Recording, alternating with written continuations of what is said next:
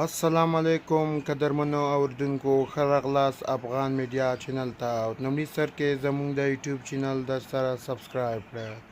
د کونړ درې نور ولسوالي هم طالبانو ونیوله. طالبانو تیر ماښام د کونړ اسمار ولسوالي له یو څه مقاومت وروسته ونیوله چې ورپسې ګاونډ دګام او بیا شلتن ولسوالي هم پرته له مقاومته نیولې ده. یوې حکومتي سرچینې د نوم د نه ښودلو په شرط دغه خبر تایید کړی دی. د کونړ د ولایتي شورا غړی محمد صافی هم وایي چې دغه درې ولسوالۍ تېره ورځ او شپه طالبانو نیولې دي. د اسمار ولسوالۍ په جګړه کې د دغه ولسوالۍ امنیه قوماندان محمد شعیب هم تېره شپه ووژل شو. وسله والو طالبانو هم په کونړ ولایت کې د پرمختګ ادعا کړې ده.